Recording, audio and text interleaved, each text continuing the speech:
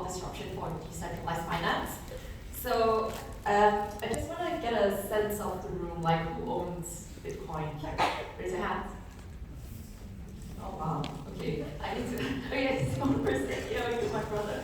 Okay, so let's just break it down a little bit. Let's just deep dive in our world. We have several terms for our space. It's called blockchain fintech, we call it decentralized finance, we call it crypto, but the mainstream lingo is Bitcoin.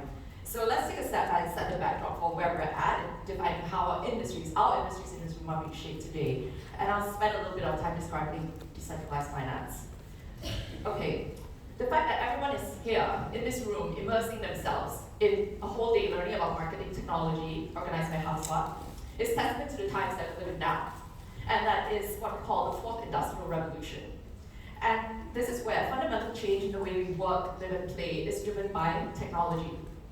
From steam engines and silicon chips to cloud computing, AI, blockchain, these technological advancements have enabled global distributed workforces. So if you have a laptop at home, you can just offer digital services with just an internet connection. You can earn a living anywhere from all over the world and get paid in crypto instantly, which enables more financial inclusion. You can scale your business much more quickly with cloud computing, use AWS or Google Cloud, and with marketing automation tools like Hubspot. So in finance, we're seeing new ways of investing wealth in blockchain-focused platforms that sit outside of traditional banking systems. And we call this decentralized finance, a new crypto ecosystem being developed on top of blockchain protocols by creating multiple types of financial services and products.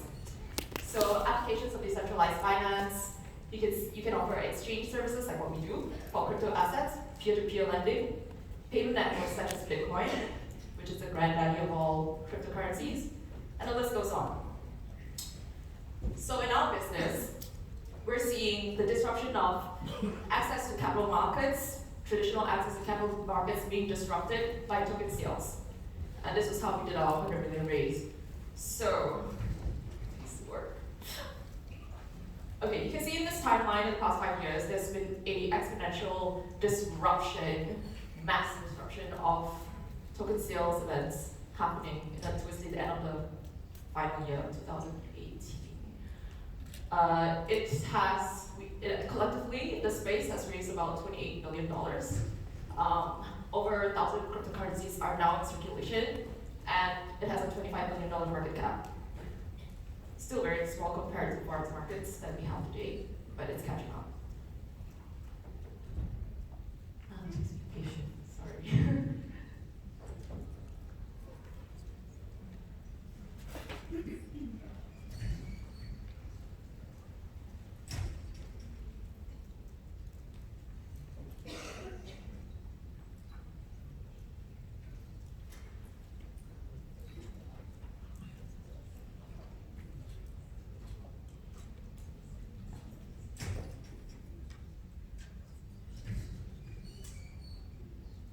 So we did our raise around that time. We were something like that, too simple. Okay, so this is what happened to the space, mass disruption. Okay, so that was the crypto system economy that we have today, as of 2019. And to create a sustainable crypto economy, we need to build global liquidity bridges so that people can invest their wealth from fiat currencies to digital currencies globally at scale with minimal intermediation, minimal middlemen, and less risk. So this requires new sort of infrastructure to be built, new exchanges, marketplaces, wallets, and enough liquidity pools big enough for the entire global economy so that we can avoid the liquidity crisis that created the 2007 global financial crisis. So our brand positioning in the market now, in this new market, is liquidity.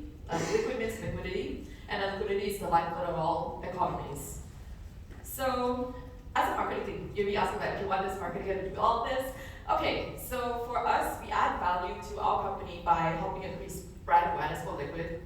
And in terms of measurable KPIs, it's about user growth, so it's measured by signups, acquisition, and trade volumes. So here's a little bit of what we did last year.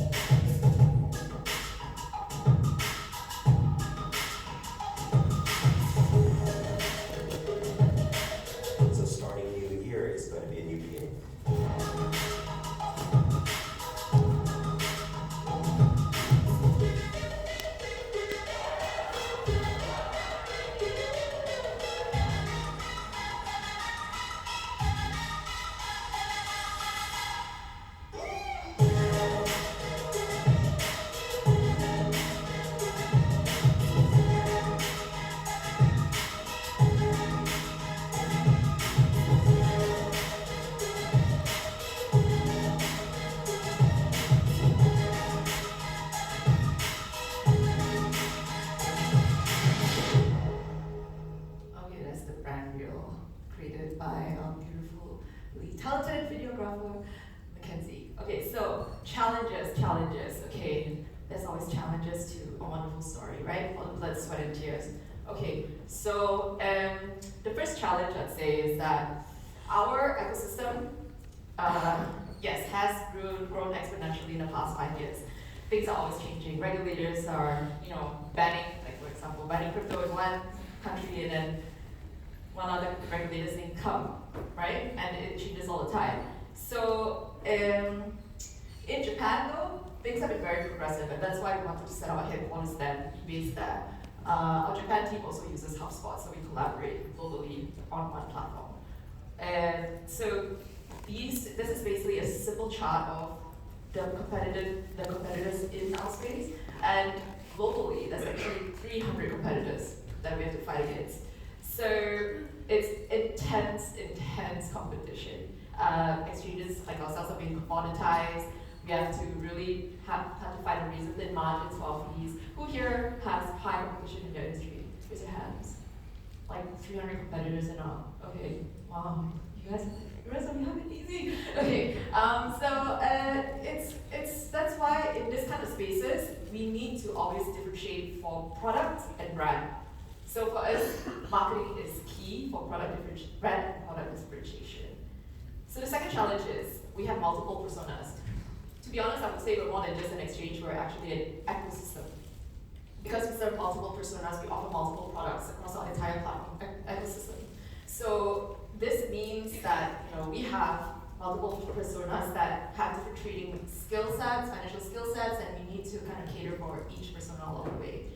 More on that later. The third challenge is how do we market our ecosystem with different personas with the right martech stack, right? As we're constantly evolving. We weren't as big as we are now today, like 2 years ago. So we need to plug and play what works for our needs at a point in time with the budget that we have, and think for the future, and think on how to 10x our growth as well at the same time. And that really means giving a lot of thought into our marketing stack. There's a lot of choices there. This chart shows 5,000 martech solutions out there. And so we slowed down and picked 3. Hubspot Intercom Sprinkler. I'm allowed to say competitor names according to the organizer. Okay, so Liquid's ecosystem, we need to clearly define who our personas are, so it falls into 3 main segments: retail, professional, institutions. We do work across our sales teams as well, across one persona, which is the pro segment. And underneath we layer our marketing automation. Who here works with sales teams? Together working in sales with their hands. Okay, yeah, I think there was another track on it earlier by Stitch. Yeah, so I won't go into that too much. I'm going to focus more on the retail side. Okay, marketing strategy. Here we dig down into how do we target these strategic segments and how do we automate the customer journeys for each segment. So the most important thing is deciding who are we talking to, right? Okay, so within our retail segment, we've defined 2 main personas. 1, pro traders. So these guys are calculated risk takers, right? They're very sophisticated. They are all about epic wins, the big wins and epic gameplay. And they're able to read the market and beat the market better than your average trader. Okay, this is an example of a pro trading product as part of our product, so we don't forget.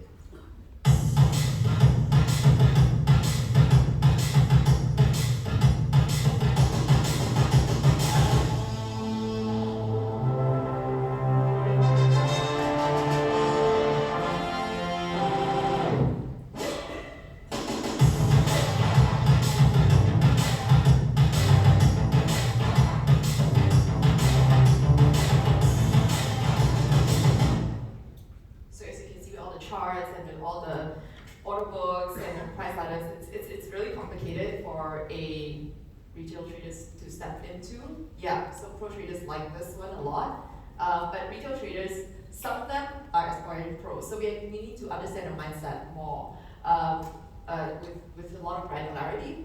They use these kind of features, but they make really small bets. Who here is a trader? Raise your hands. Oh, one guy.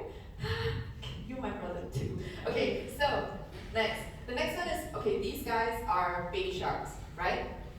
They are basically aspiring pros, as I mentioned, and they are kind of like dipping their feet into the kiddie pool, whereas the sharks, as I mentioned before, they are the ones that are swimming in oceans of liquidity. We like to make a lot of brand narratives around the word liquid, so we talk about oceans of liquidity, we talk about liquidity pools, we talk about the ecosystem, like we talk about these marine life references. So retail traders are basically learning the ropes, but they mostly start at, buy, sell. I just want 3 buttons and then I just want to click bitches. Okay, so this is an example of another product on our platform that we cater them for.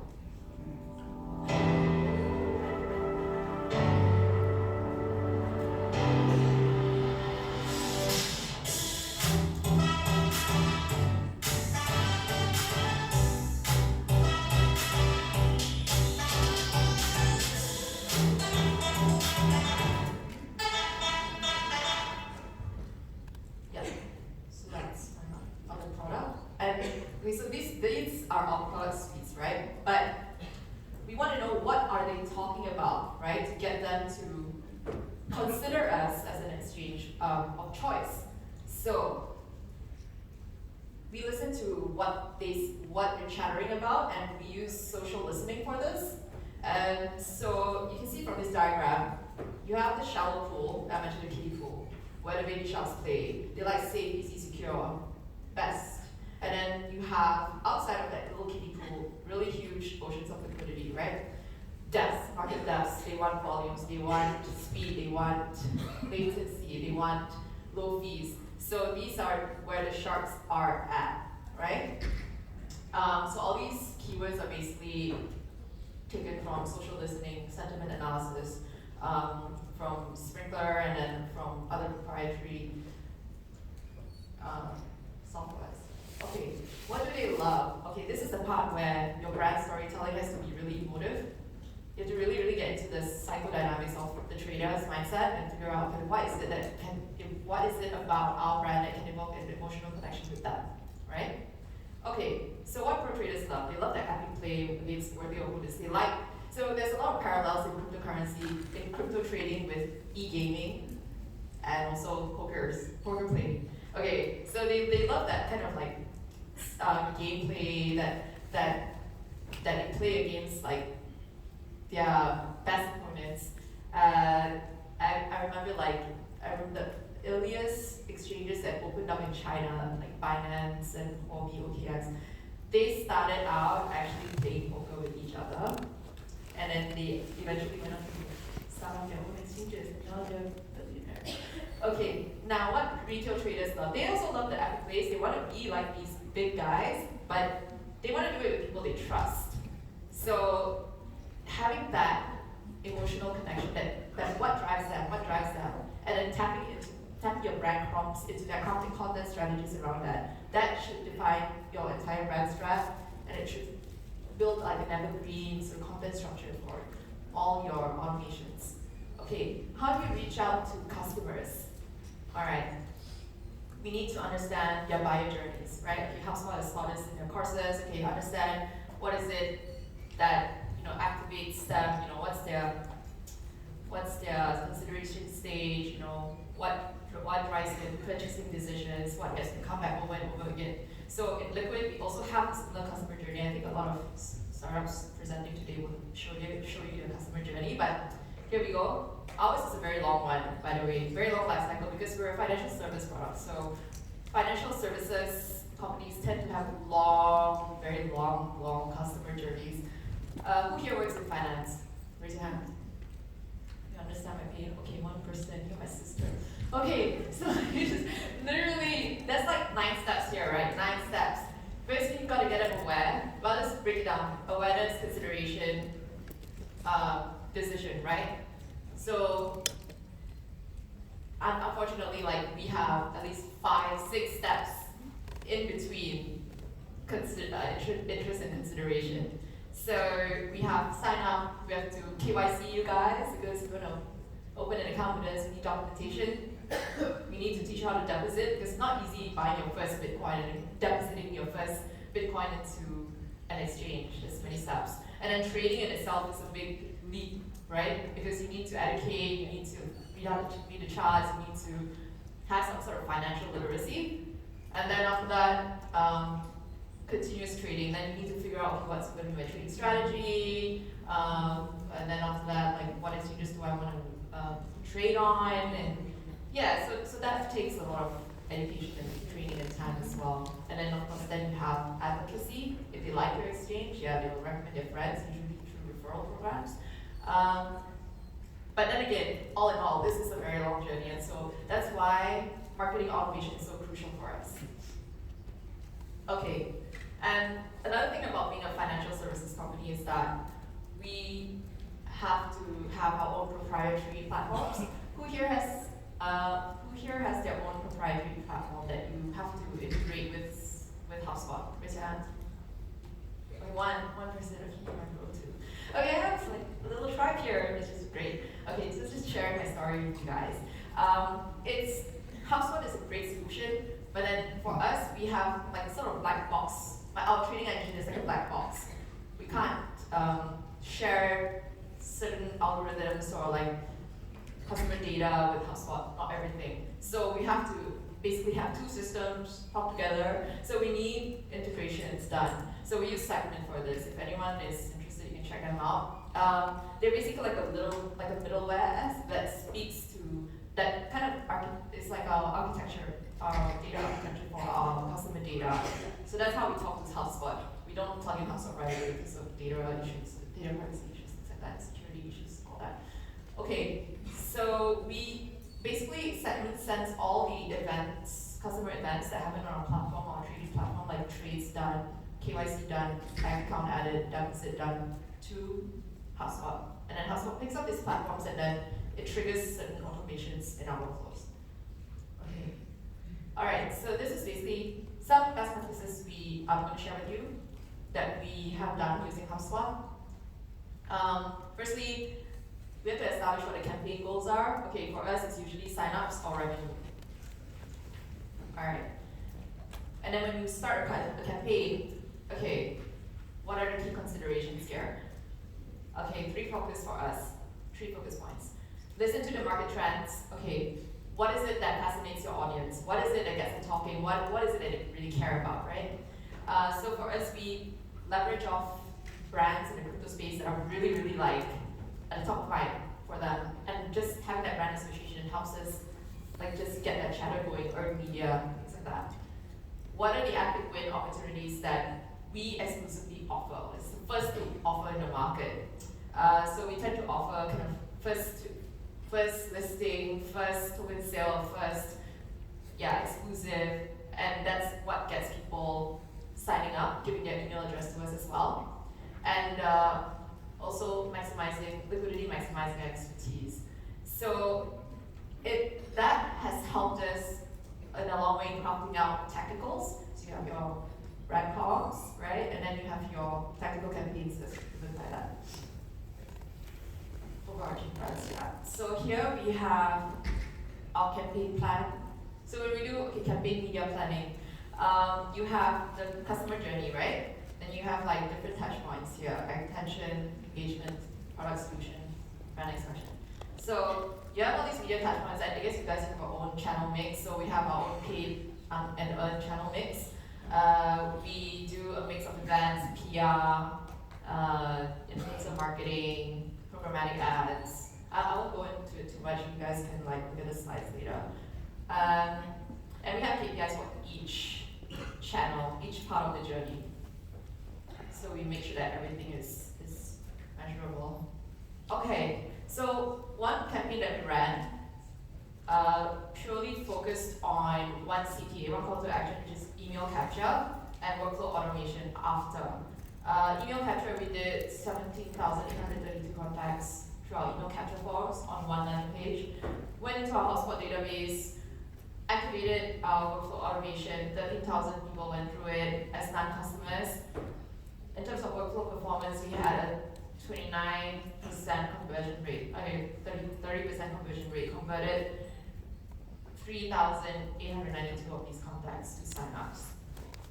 Okay, and then in terms of like purchases from the token sale, about close to 900 of them actually bought. That's more than 50% of the total trades. So metrics. Who here uses Hubspot automation workflow? Raise your hands. Oh, okay. It's really, really powerful. You guys should really check it out. It makes your life so much easier, especially if you want to just capture the contact at email stage, right? And then you nurture it. So here we are. This is what I paraphrased the results here already. Okay. So the landing page is everything, right? It's what your storefront should look like. The customer goes to see what's happening, what's your offer. Okay, so in terms of like highest conversion rate, email captures has to always be placed above the fold. It also gave us like a higher submission rate. We tested it. We test all our workflows. Like we have over 160 workflows live, and then we always test our CTAs as well, button placements, color, all these things. I won't go into too much detail, but here's one sample of a campaign landing page, and then we put one email capture field at the top, one in the middle, one at the bottom. And why I stress email capture so much is because that is the action of least resistance. Like the customer just needs to type in the email, like submit, that's it. And as marketers, we tend to get so caught up with wanting to get the customer to like buy now. But you know the action from actually just submitting an email to like buying is like this long. It may take months. I mean, if you're unlucky. So that's why like just capturing that email is so crucial, so crucial, because then you get to nurture that lead. And what you do with the workflow automations is it's what will get them to convert eventually. Okay, so make sure it's placed above the fold, very important, highest conversion rate. Okay, next, content marketing. We had about 20 blog posts for this particular campaign. Over close to 60,000 page views, more than 1,500 signups. So we use this blog content mainly for our workflow automations as well. So it was supposed to sort of give like a buffer to support like the campaign promotions, support the education of the customers. It's supposed to just be helpful to them, right? Like when we nurture them in our workflows, we don't want to say like buy now. We have to like kind of like drip feed like useful content for our customers to purchase, right? So great examples. Actually, I plugged HubSpot in there and Typeform's customer success blog because I thought it was really good. They're like the gurus of inbound. So okay, and they're very generalist in their approach. Okay, so campaign landing page results at 70,000 sessions. As I mentioned, 17K email submissions. In terms of highest source of conversions for traffic, actually surprisingly it came from direct traffic followed by organic and referrals. So our paid media didn't really do very well, but I think it bolster our like top of mind brand awareness. Direct traffic it's actually really direct traffic is difficult to manage because you need multi-attribution software for that. So I think Google 360 does it really well, but it's really expensive. So, but I think Hubspot's going to come up with multi-attribution modeling soon, so you can actually see, because direct traffic can mean like, oh, this person has looked at a social media post or an email, they've visited your website, and then they decide to like one day Google your name and just go direct, you know? Okay, so workflow automation goal was to, just nudge them to purchase for a series of campaigns, okay? So this is the 30,000 people we enrolled in our workflow automation. This is just a sample of the email that we have, and we have a blog link there just to kind of describe, okay, what's this project about, why you should purchase tokens, things like that. Okay, this is basically a series of automation emails that we sent. Again, our open rates were like ranging from 41% to 71%, click rates 5 to 17%. Of course, it kind of like tapered down towards the campaign, but it picked up again towards the live date of the sale. Yeah, and we use these automation emails are separate from our regular emails that we email to all our subscribers, right? Okay, so we use automation emails to supplement the Okay, so this is what our workflow automation looks like. It's like, so if you go into HubSpot, right, they will have this option where you can build out your own workflow. So if a customer does signs up to your platform, then what action do you follow up with? Send an email, okay, delay by how many minutes? 2 minutes ideally. And then if customer reads it, send X email. If customer doesn't read it, send Y email. Like, we miss your reminders, like kind of email, right? So it's that long, and I mean like, sorry, I swore. Okay, so there's 3 pages here. Again, it's like a monstrosity of a mind map, but I've never seen other software that can do this for automation. Like Intercom can't do it, sorry Intercom. But yeah, if you're in the room. Okay, so key takeaways. Okay, first one, you can see behind the scenes. Okay, I say keep the customer journey simple, but behind the scenes it's not simple. Really, really not easy. Like we had to test and experiment hundreds of times just to get a workflow right. Yes. And our customer journey isn't long, but it's long, but to the customer it should not seem long. It should seem effortless and seamless, and yeah, frictionless too. So yeah, like I said, keep testing your workflows. You want to optimize for highest conversion rates, highest signups, number of signups. So keep testing them. I have a rock star of HubSpot marketer. She's in the room. Tam, where are you? Where are you? She's there! Yeah, she built all our automation workflows. Don't hire her, please, don't push her for me. Okay, next. Okay, check availability of integration options. So, and I think HubSpot has hundreds of like integration options. Not just segment, they can integrate with Typeform if you want to do customer surveys, MBS surveys. They can integrate with Eventbrite, they can integrate with a whole host of Intercom as well. Yeah, so check them out, it's really useful. And then collaborate. Okay, so this is where you have to collaborate with your sales teams. And HubSpot is a great platform to do that because your sales teams has their own like sales sort of sales platform as well, and then you can share lead information together. Okay, last tip. Do those HubSpot Academy courses. How many of you have done the HubSpot courses? Raise your hands. Oh, okay. It's quite a number. Okay, that's good. Yeah, I've done some myself, and actually I think it's very good. Like this is stuff they don't teach you in a typical marketing bachelor's of marketing in the university. This is like cutting edge digital marketing courses, like because they always update their content, so it's a good way to upskill your teams as well. And if they actually pass and get their certs, you can like give them a raise, give them kudos. Yeah. Okay. Yeah. That's it, guys. Thank you so much for listening.